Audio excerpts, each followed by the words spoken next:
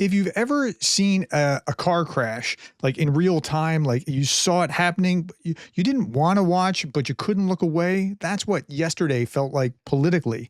So it was like a car crash you can't look away from. You see it like, oh no, this is going to be bad. And it started off reasonably promising.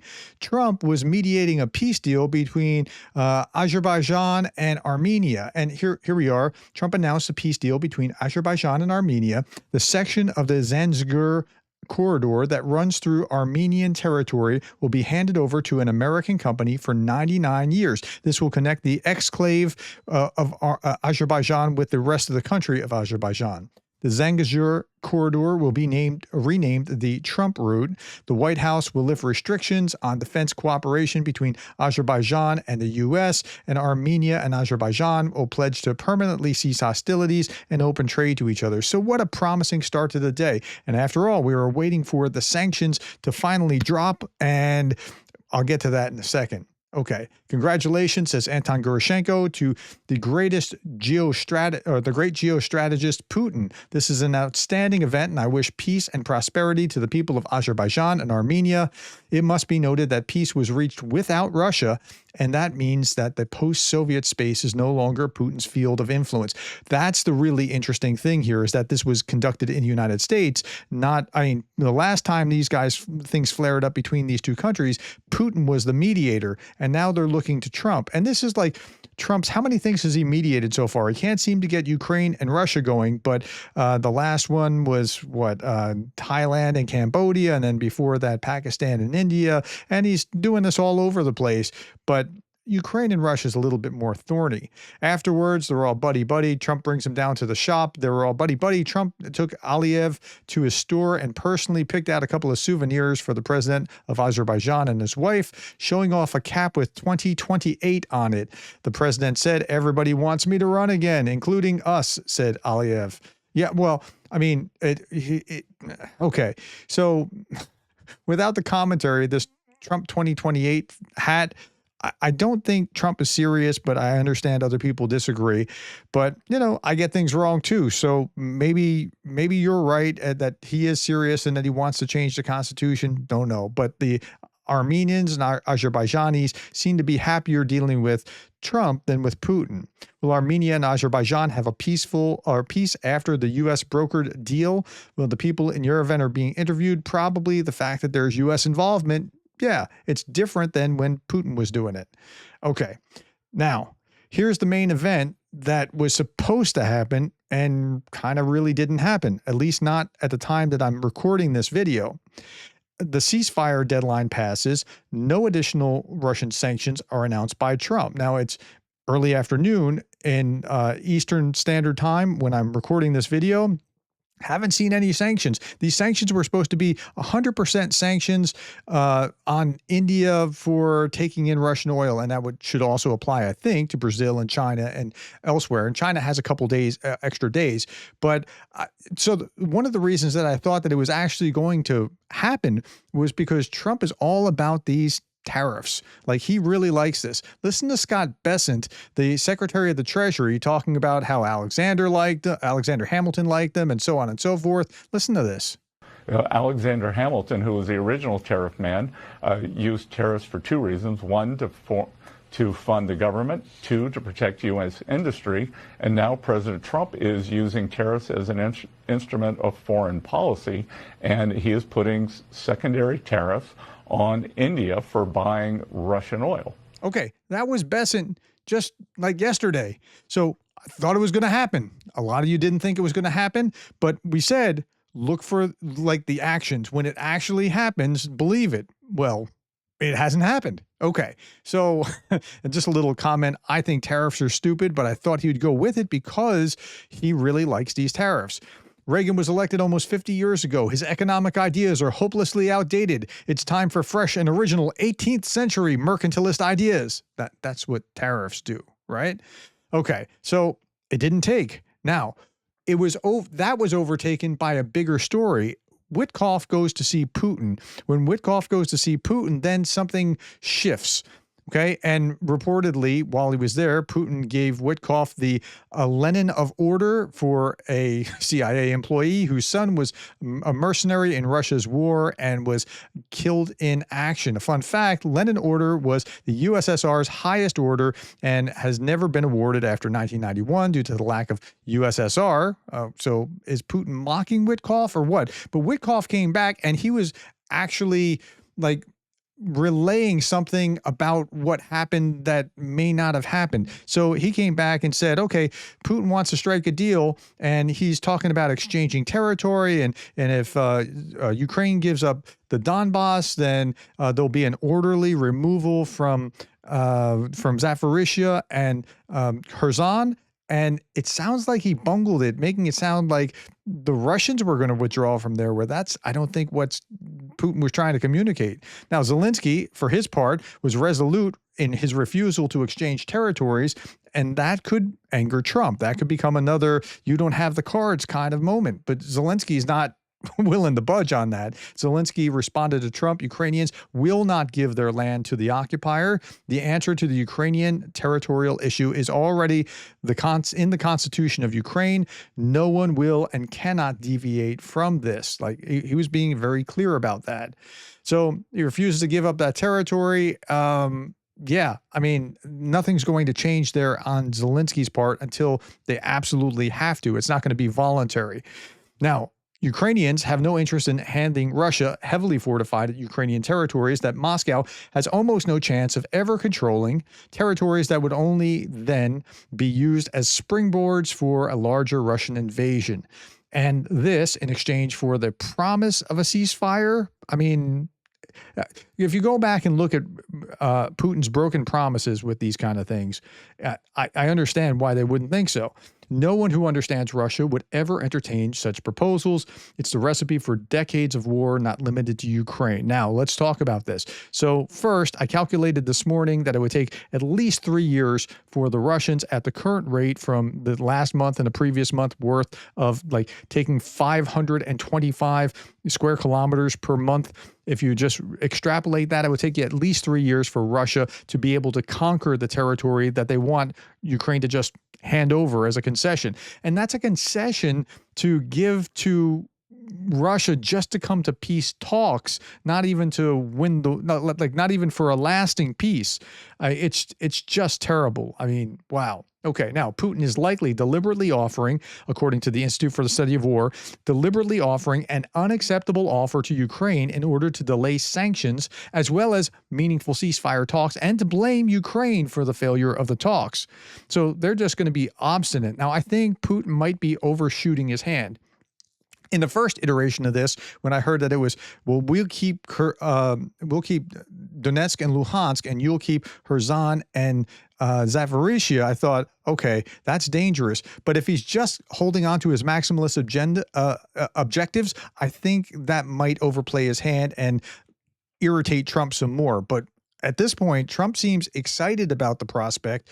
And yeah, President Trump said a deal between Ukraine and Russia can involve swapping of territories to the betterment of both.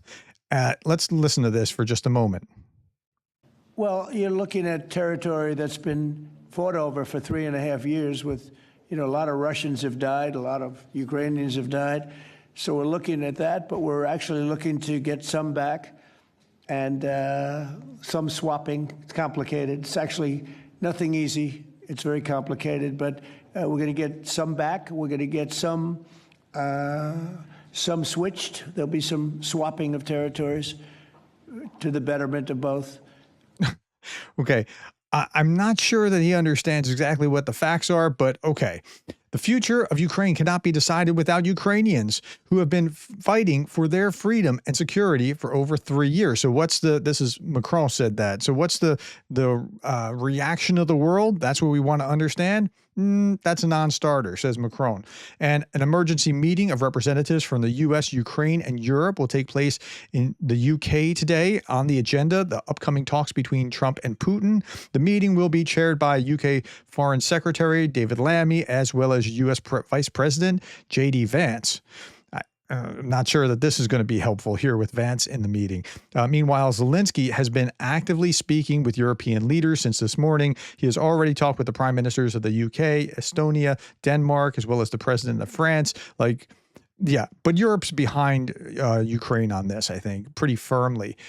Canada has lowered the price cap of Russian oil from 60 to 47.6 or 47.60 per barrel, joining European allies, according to Reuters. The Canadian finance minister said that the move aims to cut Russia's revenues and increase pressure on Moscow, limiting key source of funding for its war. In July, the EU and UK also reduced the oil price cap by 15% under the 18th sanctions package. So Canada's piling in on that. Baltic leaders, the Baltic states are Lithuania, Latvia, and Estonia. Baltic leaders have condemned the efforts to pressure Ukraine into giving up territory, warning that Lithuania, Latvia, and Estonia could be next, according to the Financial Times. Estonian foreign minister said that if borders can be changed by force, no one can feel safe. Sovereignty and territorial integrity are cornerstones of global stability. We will not tolerate aggression in Ukraine or anywhere else. That's right. In fact, here is Marko Mikkelsen from Estonia saying this: the upcoming meeting in Alaska is not an attempt to resolve the war, but may lead to a complete collapse in how international law currently defines the nature of aggression. That's right. If you can go across your neighbor's border, take his land, and then say, no, I already possess it, so let's make a deal where you'll get this back and I'll keep this, that changes the rules, where might makes right. If an aggressor succeeds in having a forceful change of borders recognized, international law will no longer be worth a red cent. It would be replaced by the principle of might trumps right. This would make the security of Ukraine, Taiwan, Philippines, Baltic states, Finland, Poland, Romania, Moldova, Bulgaria, and many others much more fragile. NATO, and thereby the United States, may find themselves in a direct military confrontation with an emboldened aggressor. I think that's right. I think that's exactly where we're going. Even the president of Taiwan has reaffirmed the country's support for Ukraine. Although Taiwan and Ukraine are far apart, we not only share the values of freedom, democracy, and human rights, but also stand on the front line together in resisting the expansion of authoritarian forces. Therefore, Taiwan firmly stands with the people of Ukraine. I sincerely hope that this irrational war, completely devoid of justice or legitimacy, will come to an end soon. Yeah, he knows what's next. If this kind of thing is tolerated, China is more likely to go after Taiwan. Kramatorsk, the de facto capital of Donbass, is still free, says Michael McFaul, defended by Ukrainian warriors against invading Russians. Why would Zelensky give this city to Putin? Hopefully, Trump understands this fact. And it's not just that, it's the entire fortress built in Donetsk. They would just have to give it up and walk away? Like, that's just crazy. And then Senator Lindsey Graham said, to those who criticize President Trump for being willing to meet with Putin to end the bloodbath in Ukraine, remember Reagan met with Gorbachev to try to end the Cold War. I'm confident President Trump will walk away, like Reagan, if Putin insists on a bad deal. Honestly, I'm not confident of that. I would like to see him do that, but I'm just not confident.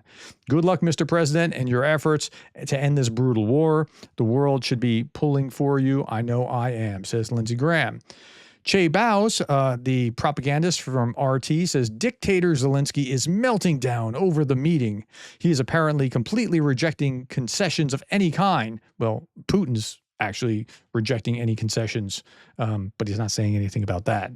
He wants the final victory and allegedly betrayal by Trump and the U.S. Why? Because peace means elections, and elections mean it's over for him and his gang. Like he wants to prolong the war in order to stay in office. It's bizarre. But I think Putin needs to keep the war going. Jake Bro says there's a 0 chance that Putin would ever be willing to meet with Zelensky. Now, there's talk about that, but I'm not optimistic that they're going to meet anytime soon. Putin views himself as a czar, and he views Zelensky as a usurper of a rightful Russian colonial territory. Putin has never viewed Ukraine as a sovereign nation. Well, it looks at it as little Russia. It looks at it as maybe this lesser thing. But not equal with Russia, for sure. Mike McFaul, again, former Russian ambassador to Russia from the United States, said Trump has chosen to host Putin in a part of the former Russian Empire. Wonder if he knows that the Russian nationalists claim that losing Alaska, like Ukraine, was a raw deal for Moscow that needs to be corrected. Yeah, they talk about that. And here's Julia Davis from the Russian Media Monitor, who sees this all the time. Trump inviting a war criminal, and he is an indicted war criminal. He's been indicted by the World Court. Indicted war criminal to Putin to America is nauseating enough, but hosting him in Alaska while Putin's pet propagandists routinely demand it back from the U.S. on state TV, it's just beyond the pale. Unless Putin is arrested upon arrival, there's no excuse. But he won't be arrested upon arrival. The U.S. isn't a part of the ICC. They're not a signatory, and that would be like starting World War III immediately. Romania, yesterday I talked about this, and I said, okay, take this with a grain of salt because I only see these in sources that I'm not so sure about. But apparently right now I'm seeing it in Euromaidan Press. Romania declared a crisis after chlorine-contaminated Azerbaijani oil arrived in the refinery. Italy and Czechia also halted processing. Suspected Russian sabotage could have crippled Europe's fuel supply. And it's not like they haven't done these kinds of things before. Okay, let me skip over that. This is some conclusions. Gary Kasparov says the number one lesson from the past 17 years of Russian aggression is that weakness only provokes dictators. Western leaders still haven't learned. And it seems like they still haven't learned. History repeats itself. No one has learned a thing. Darth Putin says there will be peace only if Russia gets part of Moldova, part of Georgia too, but no Ukrainian territory. Oh, just Crimea. Okay, Crimea and part of the Donetsk, all of the Donetsk, Kherson, Luhansk, Zaporizhia. You're seeing the pattern here, right? Okay.